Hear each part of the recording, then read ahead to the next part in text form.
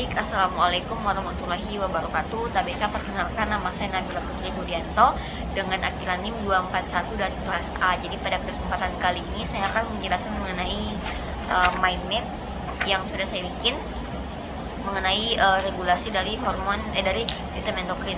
Nah, yang pertama saya akan menjelaskan mengenai regulasi dari hormon tiroid. Di bagian sini, jadi pertama itu ada hipotalamus. Nah, di hipotalamus ini akan menghasilkan hormon TRH. Nah, hormon TRH ini adalah tirotroponin relaxing hormon, di mana dari TRH ini dia akan menuju ke hipofisis anterior. Nah, di hipofisis anterior ini TRH merangsang hipofisis anterior untuk menghasilkan thyroid stimulating hormone atau TSH. Nah, kemudian TSH ini akan merangsang kelenjar tiroid untuk memproduksi T3 dan T4. Nah, kemudian kalau misalkan kalau kadar T3 dan T4 dalam darah ini itu meningkat, otomatis nanti hormon tersebut akan mengirimkan sinyal ke hipotalamus kalau kayak terlalu banyak produksinya ini kelenjar T3 dan T4, otomatis nanti hipotalamus menerima sinyalnya dan kemudian akan menginhibiti atau menghambat, bukan menghambat, kayak sedikit mengurangi hormon dari TRH dan TSH. Kalau sudah kayak agak diinhibitor hormon TRH dan TSH ini, otomatis kadar T3 dan T4 dalam darah ini juga bakalan menurun.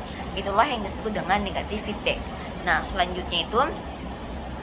selanjutnya ada regulasi hormon adrenal.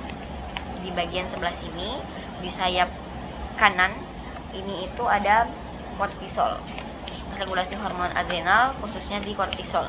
Nah, jadi kan di sini kita bisa lihat itu hipotalamus ini akan menghasilkan CRH atau atau namanya itu corticotropin releasing hormone, di mana CRH ini akan merangsang hipofisis anterior untuk menghasilkan ACTH. Nah, ACTH ini adalah adrenocorticotropic hormone yang akan menghasilkan kortisol. Nah, kemudian kalau misalkan terjadi peningkatan kortisol di dalam darah, otomatis dia akan mengirim sinyal ke hipotalamus bilang kalau kayak terlalu banyak ini produksinya kortisol, jadi tolong dikurangi. Jadi nanti otomatis hipotalamus akan mengurangi hormon CRH dengan ACTH. Jadi otomatis hormon kortisol ini tidak terlalu banyak di dalam darah. Itu juga disebut dengan feedback negatif atau negatif feedback. Nah, terus yang terakhir itu ada regulasi hormon dari pankreas. Nah, di mana mekanisme utamanya itu ada hormon insulin dan glukagon. Hormon utamanya adalah insulin dan glukagon. Nah, glukosa darah itu nanti yang pertama itu nanti pankreas menghasilkan, pankreas itu di dalamnya ada sel alfa dengan sel beta. Nah, sel alfa ini akan menghasilkan glukagon dan sel beta ini akan menghasilkan insulin. Terus ketika kadar glukosa darah meningkat, kayak misalnya itu setelah makan, itu sel beta pankreas otomatis akan mengeluarkan insulin. Nah, insulin ini akan membantu sel-sel tubuh untuk menyerap atau menurunkan kadar glukosa dalam darah. Penurunan glukosa dalam darah ini menghambat sekresi insulin.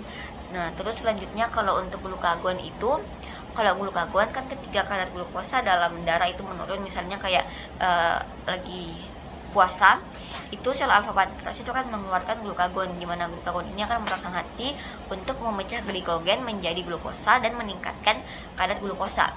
Nah, peningkatan kadar glukosa ini menghambat sekresi glukagon. Nah, demi yang kayak disebut dengan negatif feedback atau feedback negatifnya.